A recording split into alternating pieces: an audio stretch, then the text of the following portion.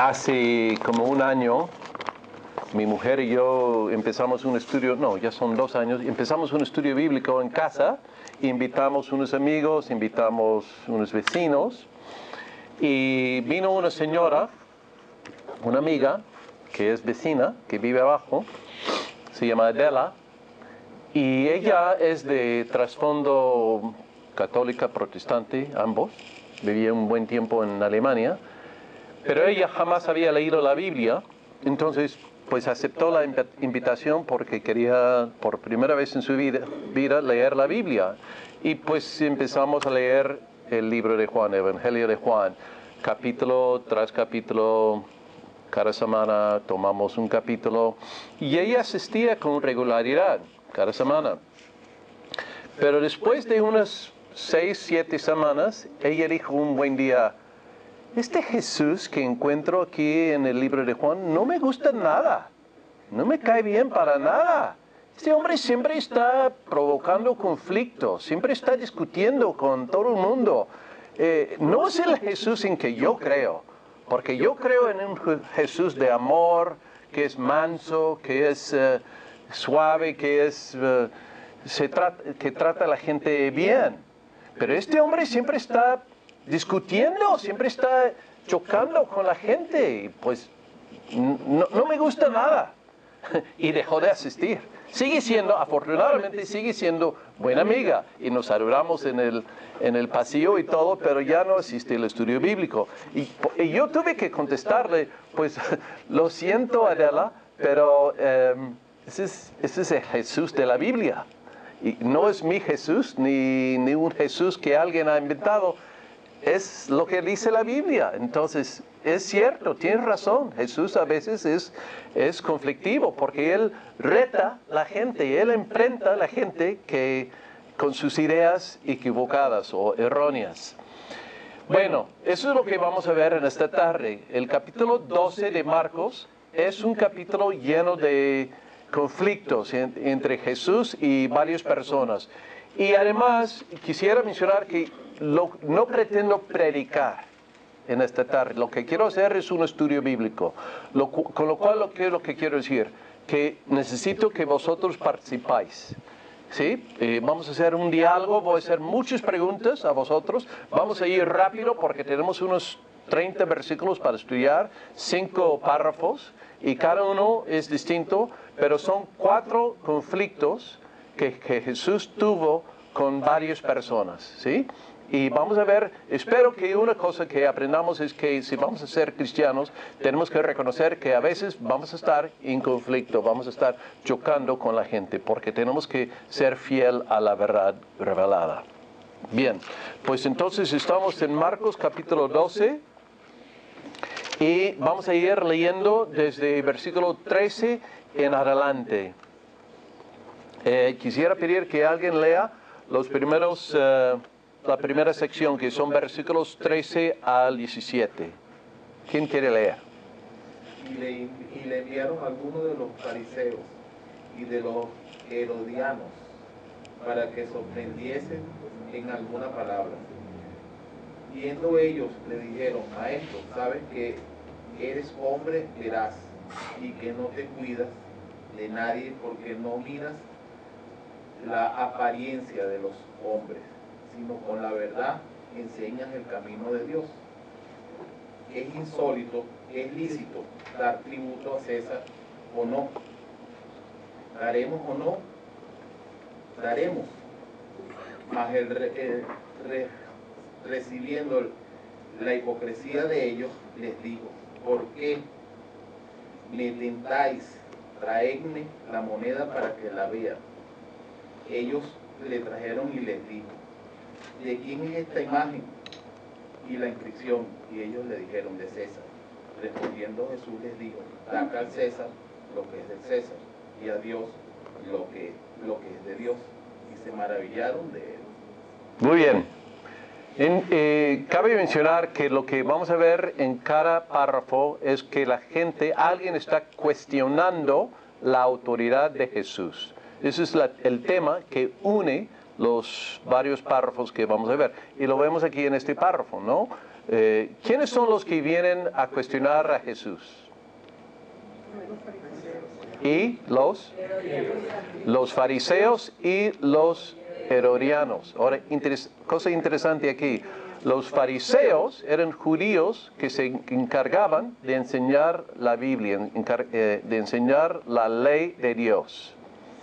Ellos aguantaban la presencia de los romanos, aunque no estuvieran muy contentos, pero pues se dejaban, mientras los romanos les dejaban enseñar, ellos estaban bien. No estaban muy de acuerdo con algunas cosas que los romanos les impusieron, pero de todas formas los aguantaban. Los herodianos eran súbditos o seguidores de Herodes. Herodes era el rey judío que era como marioneta de los romanos. Entonces, Herodes se habían entregado a los romanos de todo su corazón. Entonces, los herodianos apoyaban a Roma. Los fariseos aguantaban Roma. Entonces, aquí tenemos dos grupos que están en conflicto el uno con el otro. Los herodianos decían, sí, tenemos que pagar tributo, pagar impuestos a César. Los fariseos decían, bueno, si tenemos que pagarlo, lo pagamos, pero no estamos muy de acuerdo. Pero hay un refrán que dice, el enemigo de mi enemigo es mi amigo. Entonces, los herodianos y los fariseos, que son enemigos, están muy enemigos de Jesús. Entonces, ellos se ponen de acuerdo para ir a ¿qué? Ir a Jesús para hacer ¿qué? ¿Qué es lo que dice la Biblia? Para tentarlo, ¿sí? Para cogerlo en una trampa, para atraparlo en sus palabras, ¿no? Es lo que dice versículos 14 y 15. Vienen con el motivo de, vienen con una pregunta. ¿Está permitido, versículo 14, está permitido pagar impuestos al César o no? ¿Debemos pagar o no? Esa es su pregunta, ¿no? Ahora, ¿por qué creían ellos que esta era una trampa perfecta? ¿Sabéis algo de la moneda que usaban en aquel entonces? ¿Cómo era? ¿La cara de quién? Del César. ¿Y qué decía? ¿Alguien sabe lo que decía? Bueno, ¿o sabe cómo consideraban el emperador en aquel entonces? Era como Dios, era divino. Decía la moneda, Tiberio César Augusto, hijo del Augusto divino. Lo que decía en la moneda. Y al otro lado decía Pontifex Máximo. Yo estaba en un museo la semana pasada y vi esas monedas. Tenemos muchos, porque las monedas son una de las cosas que duran, ¿no? Entonces, tenemos como restos, como descubrimientos arqueológicos. Entonces, un fariseo lo consideraba idolatría tocar la moneda o ver la imagen, ¿sí? Los herodianos, pues, lo aceptaban, porque ellos estaban del lado de Roma. Entonces, ¿qué sucede si Jesús dice, sí, debemos pagar los impuestos a Roma? ¿Cómo? ¿Se pelea con los judíos? No. ¿No? Acepta los... Bueno, quizá tiene razón. Explica lo que quieres decir. Acepta a los herodianos, Ajá. pero a los judíos no. Y si dice lo contrario, acepta a los judíos, pero a los herodianos no. O sea, está en el medio. Claro, bueno, creo que vas por buen camino. Jesús está presentándose como el Mesías, ¿sí? El concepto popular del Mesías, de la gente judía, era que él iba a entregarles, liberarles de Roma. Entonces, él iba a ser un judío, pero de todo corazón, siguiendo la ley al pie de la letra. Entonces, si Jesús dice, tenemos que pagar el tributo a Roma, pues Jesús va a perder popularidad. Porque la gente va a decir, eso no es ningún Mesías. ¿Cómo puede ser que el Mesías va a decir que pagamos impuestos a Roma? Ahora, por otro lado, ¿qué va a pasar si Jesús dice no pagamos a Roma? ¿Qué va a decir los romanos? Eso a Jesús, ¿no? Acabamos con Jesús. Los romanos van a venir encima de Jesús y matarlo. Entonces ellos piensan que tienen una trampa perfecta. Si él dice sí, está con problemas. Si él dice no, está con problemas. Entonces lo tienen, según ellos, atrapado. Bien, entonces, ¿cómo responde Jesús a sus preguntas? Dime versículo, cita, capítulo y versículo.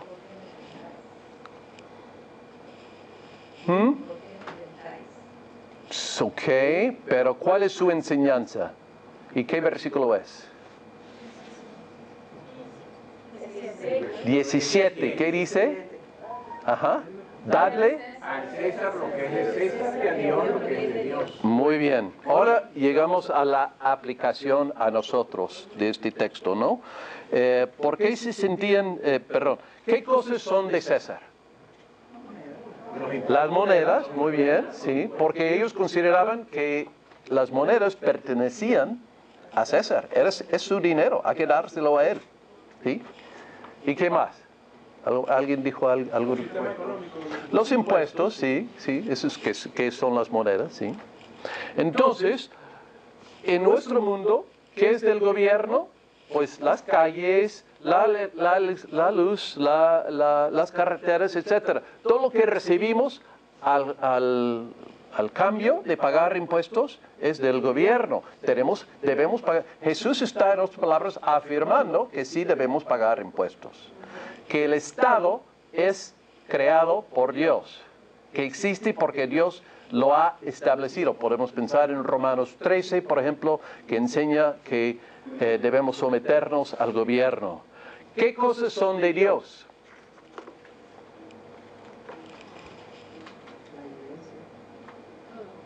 Todo. La iglesia sí, pero todo es de Dios. En otras palabras, el Estado está bajo la soberanía de Dios. Sí debemos apoyar el gobierno, debemos pagar los impuestos, pero Dios está sobre todo. Dios establece todo. Entonces, nosotros debemos respetar y someternos al gobierno, pero debemos someternos en primer lugar a Dios y reconocer que Él es soberano sobre todas las cosas. Y eso lo reconocía Jesús y lo practicaba. Bueno, ese es el primer conflicto, el primer choque que Jesús tuvo con los judíos. ¿Ves que ellos están cuestionando su autoridad? Ellos piensan que lo tienen atrapado, pero Él se escapa enseñando una verdad más amplia, más grande de lo que ellos hubieran imaginado. Seguimos. El segundo conflicto, versículos 18 al 27. ¿Quién lo quiere leer? Patricia. Ella levantó la mano primero. Entonces vinieron a él los saduceos, que dicen que no hay resurrección, y le preguntaron diciendo: Maestro, Moisés nos escribió que si el hermano de alguno muriere y dejare esposa, pero no dejare hijos, que su hermano se case con ella y levante descendencia a su hermano. Hubo 7 hermanos.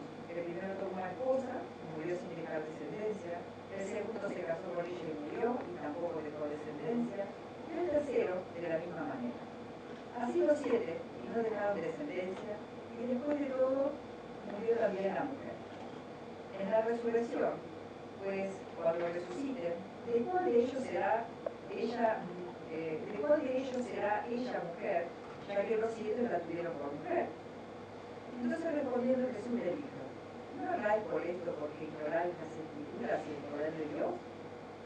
Porque cuando resuciten de los muertos, ni se casarán ni se darán en casamiento, sino serán como ángeles que están en los cielos. Pero respecto a que los muertos resucitan, ¿no habéis leído en el libro de Moisés cómo le habló Dios en la zarza diciendo: yo soy el Dios de Abraham, el Dios de Isaac y el Dios de Jacob?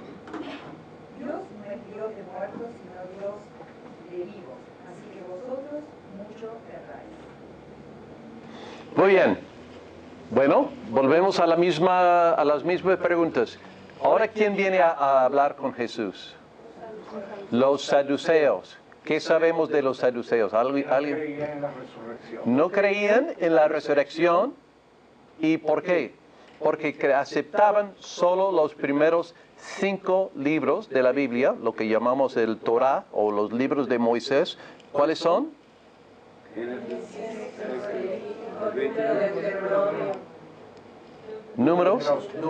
Números y Deuteronomio, sí. Ajá.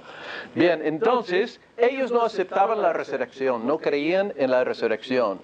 Y esos primeros 5 libros no hablan, según ellos, de la resurrección. Según ellos, eso es una doctrina que viene en los otros libros del Antiguo Testamento y que no aparece en los primeros libros, los libros de Moisés. Por eso, dicen en versículo 19, Maestro, Moisés nos inscribió que si el hermano, cuando se refiere a Moisés, se refiere a los primeros 5 libros de la Biblia. Están apelando a la autoridad de la Biblia. Están citando la Biblia para comprobar su posición, ¿no? Y ¿cuál es su pregunta? Hay un versículo que resume su pregunta. ¿Cuál es? ¿Cuál será la esposa de esta mujer ya que los 7 estuvieron casados con ella? Ajá, ¿qué versículo es? ¿Qué cita? 23. Cuando resucitan, ¿de cuál será esposa esta mujer ya que los 7 estuvieran casados con ella? Ahora, Jesús, ¿puedes imaginarlo? Alguien se está riendo. Basta con uno, ¿no? Versículo, entonces Jesús dice, ¿qué ignoran? ¿Qué ignoran estos hombres, los saduceos? ¿Qué ignoran? Según versículo 24, la segunda parte. Las escrituras y el poder de Dios. 2 cosas. Ignoran las escrituras y el poder de Dios. Interesante, ¿no? Porque ellos están citando las escrituras. Aún así, Jesús dice que ignoran las escrituras. Vamos a ver por qué en un minuto. Entonces, Jesús apela a qué autoridad. ¿Cómo responde Jesús? Después de decir que ignoran las escrituras, él cita también un texto bíblico, ¿no? ¿Cuál es? Ajá, ¿qué versículo es? 26. ¿Qué dice? ¿No habéis leído en el libro de Moisés como les habló Dios en la zarza? Diciendo, yo soy el Dios de Abraham, el Dios de Isaac y el Dios de Jacob. Dios no es Dios de muertos, sino Dios de vivos, así que vosotros muchos erráis. Ok, aquí varias cosas interesantes. Primero, se refiere al libro de Moisés. Entonces, cita las escrituras que ellos respeten. Él también apela a los libros de Moisés, porque él sabe que ellos van a respetar los primeros 5 libros de Moisés. Pero, ¿cuál es el texto a que se refiere cuando dice la zarza? ¿A qué se refiere? Cuando le dan la ley a Moisés, Dios se le presenta a Moisés y lo escoge para que vaya a... Ajá, ¿qué pasa a la zarza? Ajá, arda, pero no se consume. Ajá.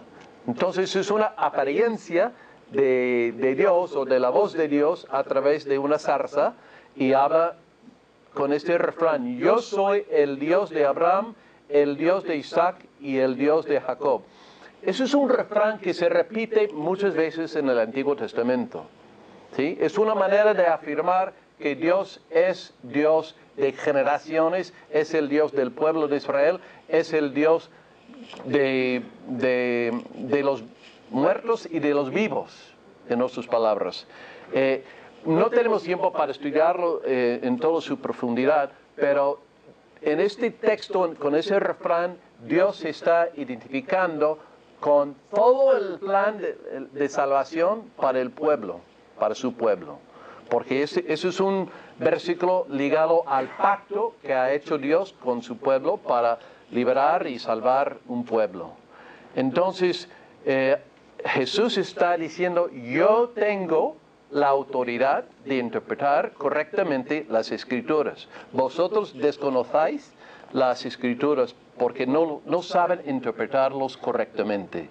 Y yo sí tengo esa autoridad. Dios no es Dios de muertos, sino Dios de vivos, así que vosotros mucho erráis.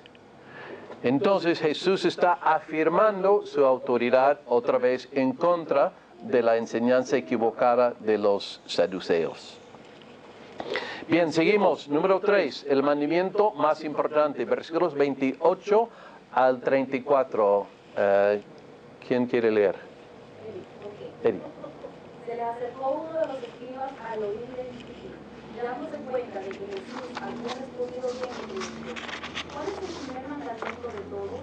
Jesús le respondió, el primero es, escucha, Israel, el Señor nuestro Dios, el Señor uno es, y amarás al Señor tu Dios con todo tu corazón, con toda tu alma, con toda tu mente y con todas tus fuerzas. El segundo es este, amarás a tu prójimo como a ti mismo. No hay otro mandamiento mayor que estos dos. Entonces el escriba le dijo, bien, maestro, has dicho la verdad. Dios es uno y no hay otro aparte de él. Y amarle con todo el corazón, con todo el entendimiento y con todas las fuerzas, y amar al prójimo como a sí mismo, vale más que todos los holocaustos y sacrificios. Y viendo Jesús que había respondido sabiamente, le dijo, no estás lejos del reino de Dios. Ya nadie se atrevía a hacerle más preguntas. Muy bien. ¿Cuál es la siguiente pregunta? O más bien, ¿quién es el que hace la siguiente pregunta? Un escriba. No sabemos si era saduceo o fariseo. Ambos grupos tenían escribas. Los escribas eran una categoría dentro de cada grupo que se especializaban en copiar las escrituras. Eran como abogados dentro del grupo de fariseos o dentro del grupo de saduceos. ¿Cuál es su pregunta? Ajá, versículo 28, ¿no? De todos los mandamientos, ¿cuál es el más importante? Ahora, hay que entender alguna cosa. Los judíos habían estudiado muy bien su Biblia y habían llegado a concluir que hay 613 mandamientos. 613. Y ellos ellos pasaban todo el tiempo discutiendo cuáles eran los más importantes. Claro, si tienes 613 mandamientos, pues tienes que decidir cuáles son los más importantes, cuáles son los más pesados y cuáles son los menos importantes, porque pues que no se sabe uno si se ha cumplido todos. Entonces, ellos decían que había 613. ¿Qué nos demuestra esto? Eso es interesante, ¿no? La siguiente pregunta hay que pensarlo. ¿Qué nos demuestra esto acerca del liderazgo religioso en aquel tiempo? Si tú estás discutiendo todo el tiempo cuál de los 613 o cuáles de los 613 son los más importantes, ¿qué indica? ¿Qué revela?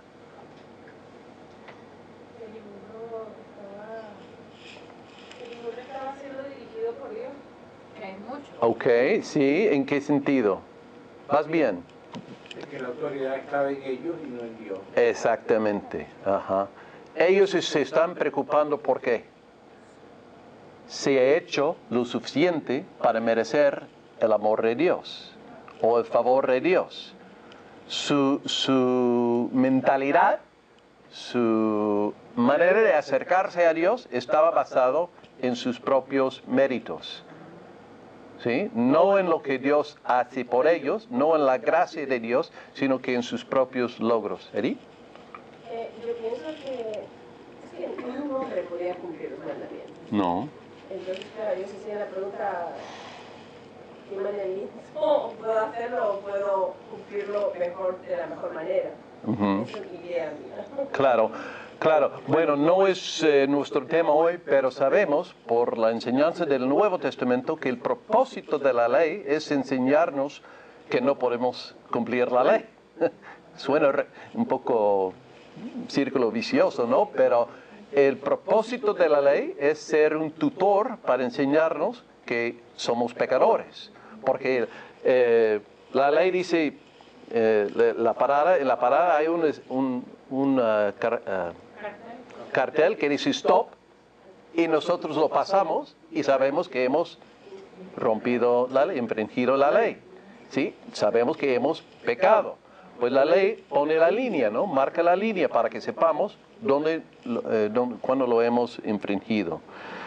Bien, entonces los judíos, la mentalidad de los judíos es, tenemos que ganar el favor de Dios, merecer la gracia de Dios en base a nuestros méritos.